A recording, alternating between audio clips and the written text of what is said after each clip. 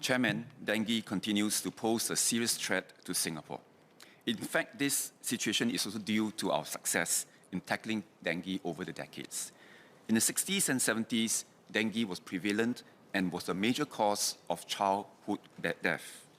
While we have significantly reduced the local population's exposure to the disease, it has also resulted in low population dengue immunity today. That is why we must continue to step up efforts in the fight against dengue. NEA adopts a holistic dengue control strategy.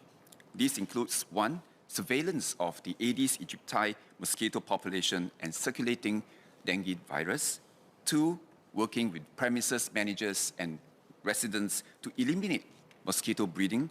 And 3. Publicity campaigns and outreach. This includes the use of Purple Alert banners we introduced last year to inform residents of areas with high mosquito population. NEA also partners key stakeholders such as town councils in mosquito control efforts. In addition, the Ministry of Health and the Health Sciences Authority monitor the development of and evaluate dengue vaccines and therapeutics. The evaluation of the TAK-003 vaccine, which Ms. Silver Lim asked about, is currently ongoing. Last year, more than 32,000 dengue cases were reported locally, the second highest in Singapore's recorded history. While dengue cases have decreased from the peak in the middle of last year, weekly cases remain high with the potential of another surge in cases.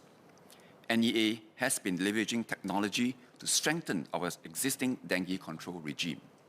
One example is Project Wolbachia, where non-biting male Wolbachia Aedes mosquitoes are released at selected dengue high-risk areas to suppress the local mosquito population.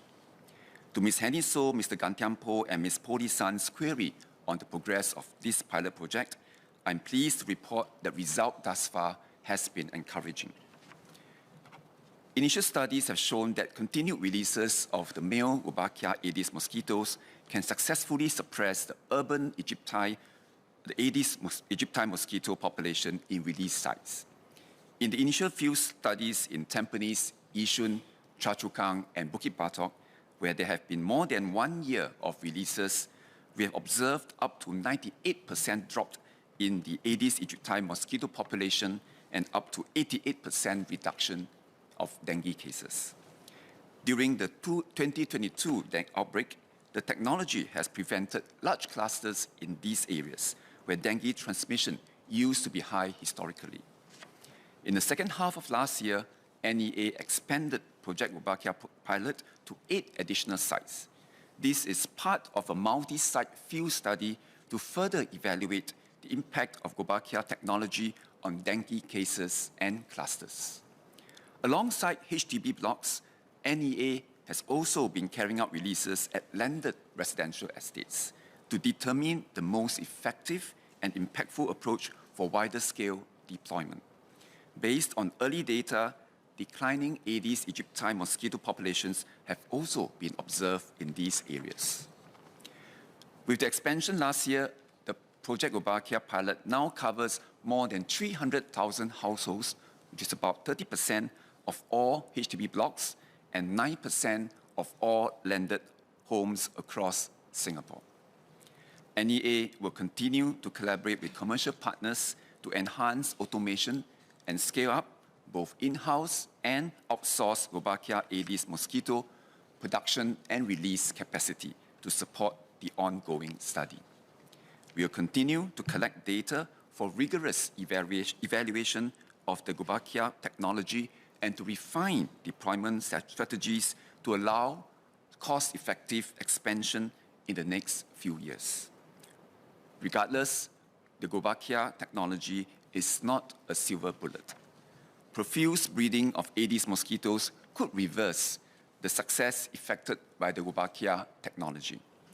NEA will continue to work with partner agencies and stakeholders to detect and remove potential mosquito breeding habitats and will take firm enforcement action where necessary. Our community must continue to play an active part in upkeeping our environment to prevent mosquito breeding and to curb transmission of the dengue virus. This is why NEA has been working closely with community partners. For example, NEA collaborated with the West Coast and pioneer grassroots organizations to tackle several large dengue clusters in the area last year. Roadshows were organized to educate residents on measures to prevent mosquito breeding and to protect themselves from dengue. Grassroots volunteers also conducted house visits and distributed educational flyers and insect repellent. The concerted efforts helped to slow down the transmission of dengue infections from almost 40 cases a week at the peak to the eventual successful closure of the clusters. I would like to thank all residents and grassroots volunteers for their continued support for Project Wolbachia and playing their part in our fight against dengue. Chairman, Minister Fu shared how the government is leading our nation's green transition. To succeed in our role, we will need communities and individuals to step up and step forward. We are committed to partnering the community to foster a more livable and sustainable society. This is the only way for us to meet our climate goals. To cultivate a culture of sustainability within the community, my ministry, together with MND and MCCY, launched the Green Action for Communities, or GAC, movement last year. The nationwide movement brings together community leaders and residents to plan, organize, and co-implement sustainability initiatives in their communities to support the Singapore Green Plan. Ms. Nadia Samdin asked about the support and resources provided for GAC groups. We have held capacity workshops for GAC groups in all 5 districts and are rolling out localized deep dives where community leaders discuss in smaller groups to formulate plans that best meet the unique needs and conditions of their communities. Residents and volunteers who are passionate about sustainability come together and are empowered to develop their own action plans to rally their communities and champion sustainability initiatives in their neighborhoods. We have also published a GAC guidebook for GAC groups to look for ideas, funding, and partners for sustainability initiatives. The workshops have been very fruitful with great ideas that meet the community's needs. For example, repairing, proper recycling of e-waste, composting of food waste, having a car-free day, and more community involvement in tree planting activities. I'm happy that residents are passionate about rallying communities and spreading the sustainability messages in their neighborhoods.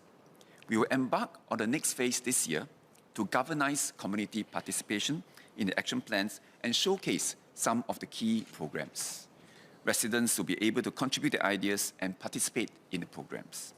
I thank all community partners for their commitment and passion in driving this movement.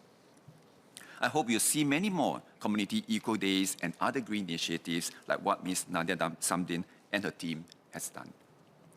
Through MSC's annual Climate Action Week, or CAW, we have been working with our partners to encourage communities to take collective climate action towards a sustainable future for Singapore. We are happy to see increasing participation from the people, private, and public sectors. Last year's CAW saw over 140 activities organized by 80 partners, the highest number since its launch in 2019.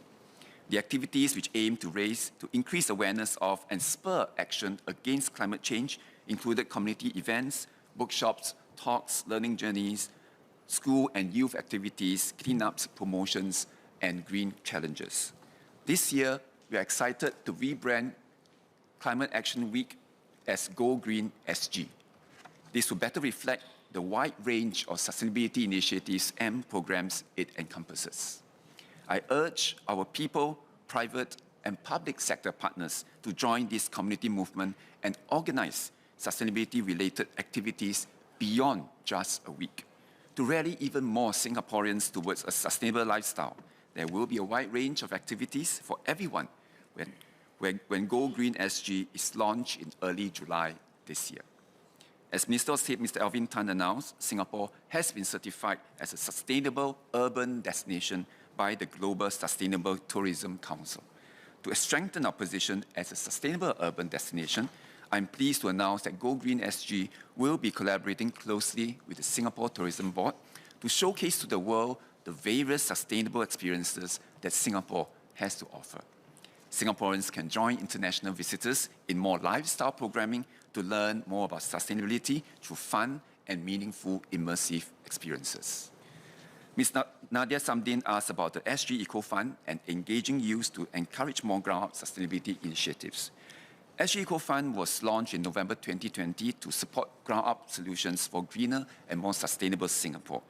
For the most recent grant call, I'm pleased to announce that $2.4 million will be awarded to 77 worthy projects that span various sectors and topics. Among them, we have a group of students that are using food scraps to breed crickets as an ingredient for making pet food, and a project to teach women from vulnerable backgrounds to upcycle unwanted clothing donations into useful items. Golden Cap Farm, a local startup, will run a pilot program to collect used coffee grounds from cafes and reuse it as a substrate for growing mushrooms. They will also organize mushroom farm tours and composting workshops. Social enterprise Two Glasses is raising awareness about the impact of fast fashion and overconsumption through short films and community discussions. They are also developing a counter for people to track new clothing purchase and number of times they wear each piece of clothing. This aims to encourage a shift in behavior of overconsumption. Just from this sampling of projects, we see ideas for food waste used to produce food for either humans or pets, and those that evolve around the clothes we wear, stop excessive buying and upcycle unwanted clothes. To date, 182 individuals and organizations have been awarded $9 million under SG Eco Fund. The range of topics covered by them will help to move us towards our climate and green plan goals. More importantly, we see that grant recipients come from all walks of life. As Professor Koh Lian Pien pointed out, there are various funding schemes beside the SG Eco Fund that enable communities to take action. And each scheme is designed to encourage action with varying thematic or stakeholder considerations and is assessed accordingly. As what Professor Koh said so well, everyone from every sector has important contributions to make. We need everyone to work together towards a sustainable Singapore. With the various funding support schemes available, we hope that whether you're young or old, individual or organization, you can all play a part to build our green nation. We all have a shared responsibility in achieving our climate goals. We must come together as a nation to work towards this important and urgent matter. So I urge all Singaporeans to join forces on climate action.